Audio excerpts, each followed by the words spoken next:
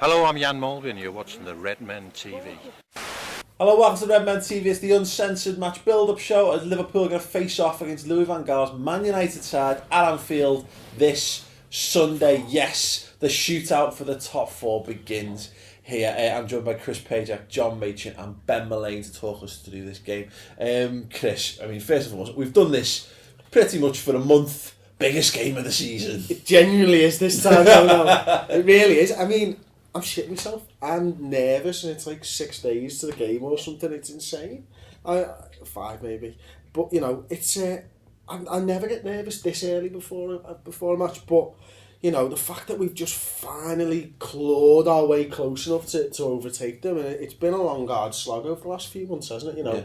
We seem to have dispatched Tottenham and Southampton now. And, you know, Man United have been in shit form. They've been winning games, and then they go and blow Tottenham away the week before they play us. Yeah, it's a weird one that we were talking that I was kind of sick, nervous before Swansea. I'm actually dead excited about this because you know, just to get through it, and actually I should be. The fact that Man United went and beat Spurs should make me more worried. It doesn't. I just love the story of it. You know, we're hitting form. They appear to be hitting form.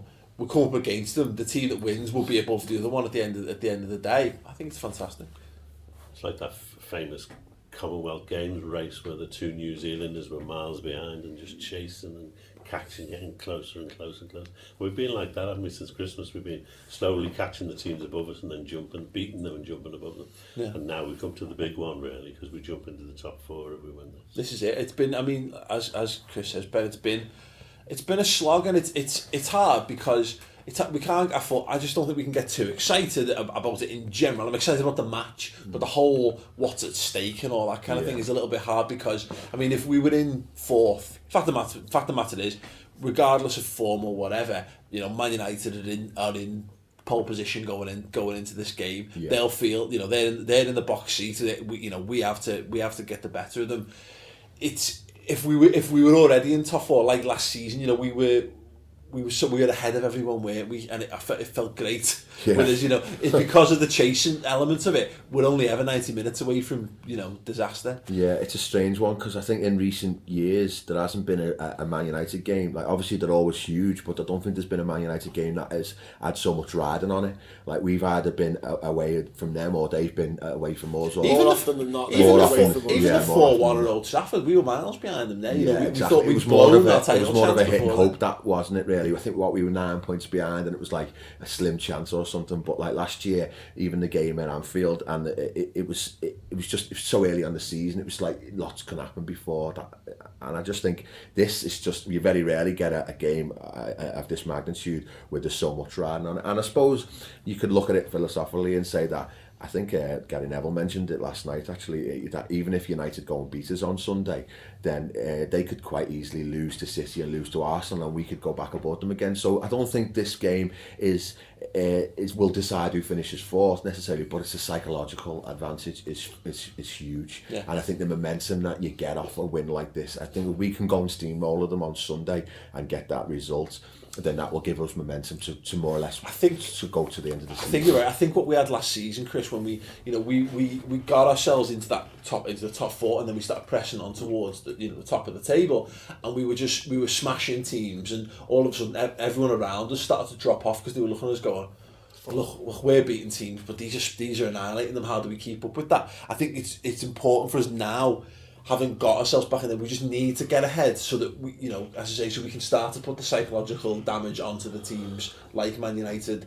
around us to some extent. Yeah, I agree with you, but I also think that, you know, because it's been such a long, hard slog, it's carried on over sort of 2 months already, where they're looking behind them and they're like, Liverpool are miles away here. Hang on, they're getting a bit closer, and they're starting to feel the pressure each week, and we're dragging out this pressure on them because we're getting closer and closer and closer, and then hopefully they'll freeze on Sunday because of that, because they know it's been coming, and they've probably looked ahead and gone, you know what, by the Liverpool game, they could overtake us, and hopefully they'll freeze. It's actually weird. I actually don't think they have. I think maybe the result on Monday might have started to look, but you look at all the United press, they're all talking about second.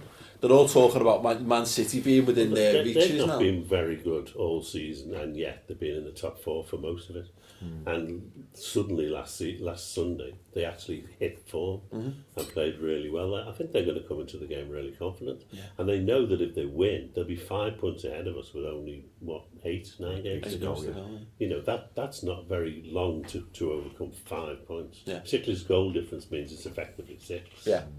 You know, that you need. So, you know, for them it's a massive game. They must think they can clinch a top 4 place if they beat us. Yeah. So they're going to come and try and win it. Yeah, like I say, I think there'll be Man United fans watching this. I'm sure. Let us know your thoughts in the comments below. But I think, I think that most of their fans have dismissed us. I think they've got their eyes looking ahead. And to be fair, I think we've been thinking this. Look at Spurs and Southampton. I think we've and West Ham prior to that. We've not been looking over our shoulder for ages, which is maybe a little bit, dismissive. We could easily have slipped back into that. Could quite easily slip back into that sort of fight out for 5th, 6th or 7th if we're not careful. But it's why I'm really excited about this game, because like I say, I think they are going to go into this one confidence, and I think having had that little bump in form from beating Spurs at the weekend, I don't think it's entered their heads that they could possibly lose this game. I think, like I say, they're so focused on it. They must have seen Liverpool's form in the Premier League and gone, bloody hell, they haven't lost in weeks.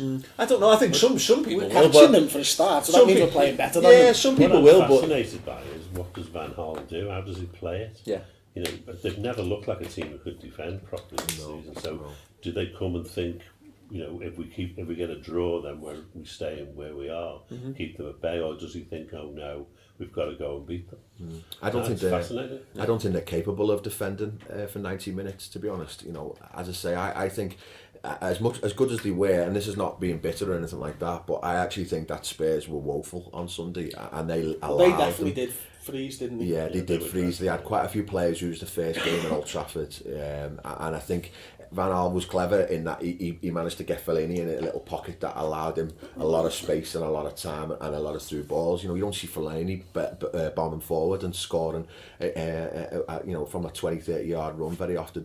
And I do think Carrick's a key player for them. He's a very good player, but I'm not in the slightest bit fussed about Jones and Smalling at the back. I think we will harass them so much in that game. They'll be so pumped up for it. I'm 100%, and it's kiss of death, but I am 100% confident that we will beat them on Sunday, because I just think we're better. I just think generally all over the pitch we're better. You take out their superstar players, your Di Marias and your Van Persie's, they weren't playing on Sunday, and but they actually probably looked the better team for that, but because they were more workmanlike. But generally all over the pitch, I think we've just got our system. It will just outnumber them 2-1 all over the pitch, and I think if we can, obviously a bit of luck involved always is, and the right decisions and stuff, but I'm confident that we'll beat them. To some extent I kind of agree. I think this is the proof. The proof's going to be in the pudding, isn't it? Like I say, I think as you're right in saying there, because our form has just been consistently good. Since we're the only team in the 4 divisions in England who haven't lost a game this year, which in some respects is a worrying statistic going into these games. But I think that they've ridden their luck a lot more at times. And I suppose you can make the case for us at Swansea, we've ridden our luck, but they've had that one really good game that most of their fans can say, right, that's it, that's what we kind of want. Yeah. But I think the hope for me is that going into this game, they'll be complacent because of that. You know what I mean? Like they'll think that's it. This is it. Because we found form. Form will automatically therefore come in the next game and the next game. Whereas I think we've worked at it a lot more. The thing about them though is that they've consistently won games this season they shouldn't have won. Yeah. And that's a worry.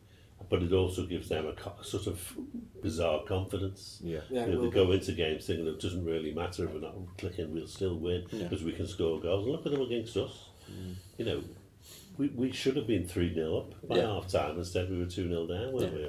But you rarely have a team that finishes in the top 4 that doesn't deserve to finish in the top 4, don't you? And I do think it isn't just. But then you look at them, they will have done that, and that's why I think they won't. If you look at them, they've scored more goals than us, they've conceded less goals than us, and they've won at least as many, if not more, games than us. So you'd have to say on that form they should finish ahead of us, unless we then beat them and start moving ahead. Yeah, but then in theory they've got some very difficult games to come still, haven't they? They've got some very, very difficult, and you can easily see them dropping 7 or 8 points. I just contend over the whole thing, and even the fact that I want us to win because I'm a fucking Liverpool fan, you know what I mean, which is the obvious. I want us to beat them, and I want us to knock them out of a Champions League space, based on the ethos of both football clubs and how they've approached this season and how they've approached the last couple of seasons. Yeah. You know, and the fact is, they went out in the summer and they've tried to buy their way back into the Champions League. And look, Liverpool spent, you know, many bushels of cash this year as well. You know, we sold as well as we spent as well as money, plus on top. But the fact that they went out and bought, they've taken massive gambles to get themselves back in, and I want to see those gambles fail. I want to see what happens next, and not just because I hate Man United, but because I just think it'd be fascinating to see how that happens. I want to see how they cope not being in Europe.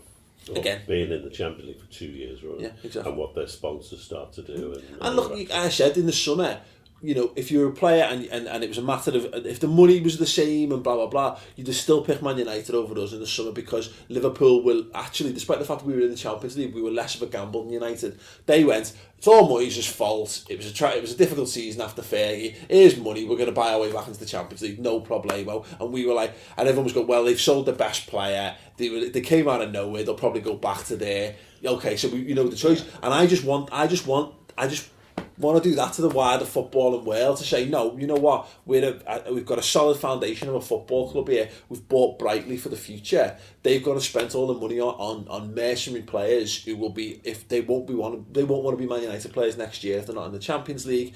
They're also aging and they're on ridiculous contracts. Fucking deal with that. And it would be a victory for Rodgers' philosophy of coaching as well, wouldn't it? You know, the fact that he has integrated another couple of youngsters again this year, like you like see Jordan Ibe at late stage. But you know, you look at the beginning of the season, you know, even the staunchest of Liverpool fan would have said you'd rather have Luke Shaw over Moreno, you'd rather have Di Maria over Lallana, you'd rather have Falcao over, obviously you still probably would have rather have Falcao over Balotelli. But I mean, what my point is that, you know, they looked like they obviously they bought the top dogs in the summer to get the job done, and it's been proven that, you know, it's not necessarily money doesn't, you know, and this is the thing for us. We were talking about this on the Final Word show. We haven't got a world-class striker at the club at the moment. Daniel Sturridge is, when he's full fit and fired, I think he's gonna be world-class, but he's not actually reached that level yet, and he's, in terms of fitness and form, he's definitely not there. Whether you can say Van Persie's on the decline or Falcao's not quite back to there, you've got 3 current or former world-class centre forwards in that side, and if they've not, they should be challenging for the title this season. I'm sorry, you know what I mean. Well, sorry, not sorry. And they looked their best on Sunday, playing Rooney up front on his own. Yeah, and without the the so-called mercenary superstars. But they seem to be winning in spite of Van Gaal and his tactics. That's worrying. That is worrying. Yeah, he's trying to make them worse in a strange. Like I would fully expect him to make 4 changes on Sunday, you know, because he's got to outthink our new system sort of thing. But really, any sensible manager would say go and do the same again and play. You know, because their problem is that they've lacked consistency and cohesion, and they haven't played the same team hardly at all. He chops and changes and plays Rooney sense and mid, and it's like, you know, he's trying to be too clever a manager. He's trying to be too smart when really you should. It's all about consistency and getting a run of games. Well, the thing is, again, just going back to it, like, you know, yes, you know, Brendan Rodgers, that famous quote of him saying about Spurs, if you spend £100 million, he should be challenging for the title. You know, we should have made a better fist of this season, I think, consistently throughout. And, you know, I can make counterpoints to that, losing Suarez, etc., etc. But Man United, all their fans said, oh, great, we're not going to be in Europe this season, it means we can challenge for the title. What happened to that? What happened to that? We challenged for the fucking title with a team of upstarts. And we really did challenge for the title. Actually challenged for that. We had as much as we fell short. You know, like I say, I still contend there was a Premier League title at Anfield on the last day of the season. Thankfully we didn't have the embarrassment of seeing it then not getting it. But you know, it was there ready on the off chance. It was as close as we'd come. What's happened to Man United? What's Van Gaal's excuse? What's his excuse? He's still blaming Moyes, isn't he? Probably, like, you know, or blaming his defence or blaming whatever. You've got players there, mate. You've spent lots of money. If you've not bought the right players, then that's your fucking fault. And that, again, it just comes back to it. I just want them to. I've never wanted Man United to fail more than I have this season. I just do. I can't wait to see what you could argue that Van Gaal deserved time when he came in, and that as the season went on, they should have shown signs of improvement. But they haven't really, up until Sunday's game, they haven't really improved at all throughout the season. Well, look at the style of football and all that. To be fair, look, David Moyes is not a great manager. David Moyes was never going to win the Premier League with Man United, but I can't. I think they'd have been there or thereabouts with him in charge this season. You know, another season in charge, another full season in charge. You know, settle in, get the players you want. If Moyes had the same season last season as Van Gaal as this season, he'd have still been second, wouldn't he? And you could argue that Moyes could have been given. He wasn't given the money to make the massive. And do you know what? I disagree with you all about Moyes. I think he's a football genius. There's video evidence to prove it. Absolutely, but this is the thing about it. You know what Man United. You know. They've got to be disappointed in what they've done this season, and I know they'll be happy just to get back into the Champions League, much as us. You know, to be fair, both clubs have had to limit their ambitions this season because they've not had they started poorly. To be fair, but as I say, when you look at the players available, if you gave Brendan Rodgers, Angel Di Maria, and Falcao, I'm sure I contend that we. Falcao will be playing right wing back and Di Maria left wing back, though, wouldn't he? Yeah. But you know what I mean. So you know, when we've had. And again, you can go back to, you know, he made the decisions to buy whatever players within the budget and all that. But I think given the money and the option to buy kind of players like that, I think Brendan Rodgers would have done better. It says a lot when Juan Mata gets a standing ovation, doesn't he, when he goes off at Old Trafford on Sunday at Tottenham, because he's not been playing, he's not been featuring. The fans want to see him. He's obviously performing when he comes in. Van Gaal, I don't think he knows his best side yet, and you know we're coming up to the end of the season, which is insane. Sure, did it? But Davy Brin played left back, I think, didn't he? Davy Brin played left back. He changed the system up big time. Yeah. It'd be interesting to see. Like I say, there's definitely a huge amount of scouts bias in there. Like, but from as a football fan in general, you know, we see Liverpool basically implode over 4 or 5 years ago. Like, you know, we've had to come back from it just for the gamble Man United made. The fact that they chose an old manager, they've bought older players, they've not necessarily planned for the future. I just want to see what happens when that doesn't work. I think it was shit or bust for them, really, wasn't it? That's what it was about. They realised that they cannot miss out on the Champions League again. They've spunked as much money as they physically could have to try and get back in. If that fails, it'll blow up in the face, and hopefully it does, and hopefully it will. Well, what they're going to do is they'll spend another fortune in the summer. But the more they spend every year without getting in the Champions League, at some point that you're on the way to bankruptcy. You've got to get the right manager, haven't you, as well? You know, if Van Gaal doesn't get in the top four, does he go? Van Gaal. Yeah, exactly. But does he go in the summer? Do you get? They should have gone. You know, you're right. This season. Yeah, maybe. But can they afford to, and will he want it by the time it's available? Like? Without being too deep though, this could actually be some sort of sliding doors effect that if we were to get top four, you know, it could spiral us onto real success for the next few years. And then equally, if United weren't, they could really go through the old doldrums, changing the manager every year for the next 3 or 4 years. I'd love to see them become the next Newcastle. It'd be amazing. Going back to the game. It's well more enjoyable for the game. They were very strong down the left on Sunday, which using Young and Fellaini, and we were very, very weak down that flank last night against Swansea. So I think Rodgers is going to have to, you know. Yeah. I think as well. Sorry, Ben, is that you know Gary Monk's kind of given a little bit of an indication of what you can do against our system, and it's whether Van Gaal tries to replicate. Yeah, he send the DVD. Quality that, isn't it? But as you said before, Chan got rinsed a few times one-on-one, and you don't fancy him getting isolated with Young one-on-one, do you? So they may have to contend with that. No, okay then. I mean, Chris, just quickly, how do Liverpool approach this game? Do we make many changes personnel-wise? I don't think we do. I think we just keep the steamroller down, basically. You know, we just go there, we go to Anfield, we get our foot on the ball early, we don't give them a sniff 20 minutes. I wouldn't even say we have to go out and start like a house on fire or anything like that. I think just get control of the game and then build on it like we have done the last few weeks. Did anyone make any changes?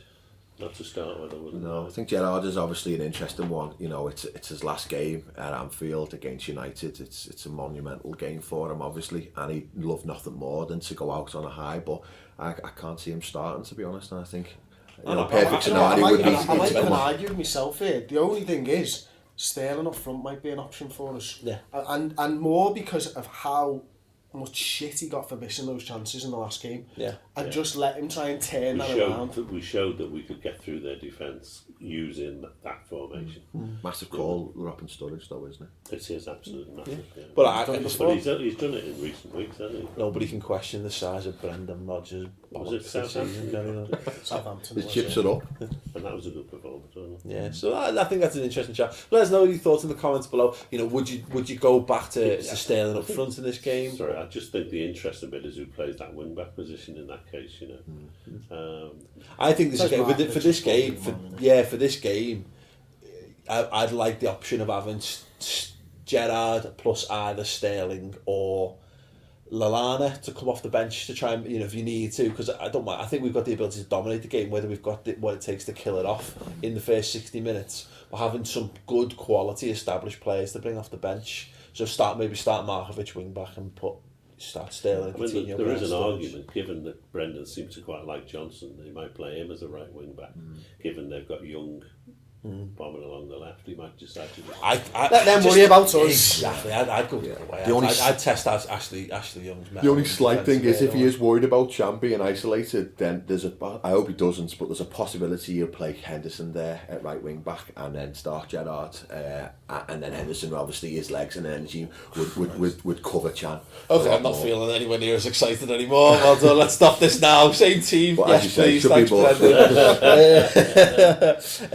Okay, just a little reminder, some of the content we've got up this week. We've got a competition for you to win a team signed Liverpool football from 2014. There's a competition in conjunction with Vauxhall, which is on our Facebook page and on their Facebook page as well, and the videos on our YouTube channel. Check that out. And Mondo Goal, of course, this week. The forfeit challenge is the football firing squad. So definitely go and check that out. Definitely worth a watch.